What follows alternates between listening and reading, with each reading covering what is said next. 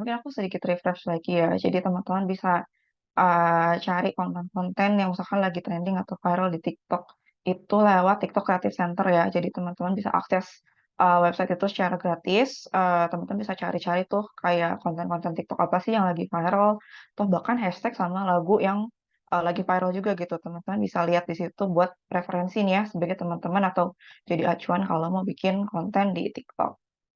Untuk menganalisa video TikTok, itu TikTok memiliki pedoman namanya TikTok Community Guidelines. Nah, di sini TikTok itu punya guideline di mana kita boleh atau enggak ngeposting konten-konten tersebut.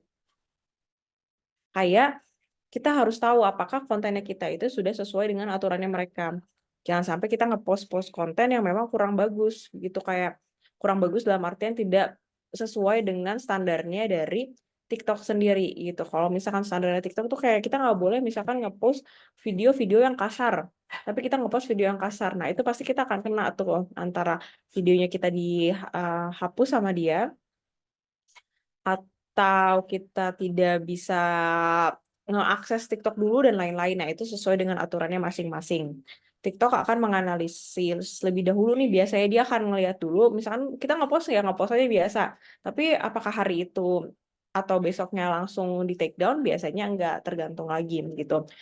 Tergantung dari dia, apakah ada yang nge-report juga, ada yang melaporkan konten kita, atau mungkin dia udah bisa nemuin sendiri, nanti itu sesuai dengan waktunya dia, sesuai dengan prosesnya dia sendiri. Tapi biasanya dia akan nganalisa dulu. Terus juga yang kedua, konten harus otentik dan original. Jadi kontennya kita itu, kalau misalnya kita ngambil dari akun Optika Luna terus kita posting di TikToknya kita, itu sama sekali tidak dibolehkan seperti itu. Dan kalau misalnya kita videonya masih dalam zero views, kita baru ngepost udah 10 menit, kita viewsnya masih nol. Di TikTok tuh sebenarnya jarang sih kalau misalnya viewsnya nol. Itu biasanya dia masih dalam proses untuk memeriksa kontennya kita. Kayak gitu, kurang lebih. Pembuatan konten pertama kita harus tahu dulu sih tujuannya itu benar. Kalau kita nggak tahu tujuan kan kita juga nggak tahu ya apa yang mau kita sampaikan gitu ke mereka informasinya. Nah, semoga teman-teman cukup paham ya di sini. Oke, kalau ada pertanyaan lagi silakan ya teman-teman.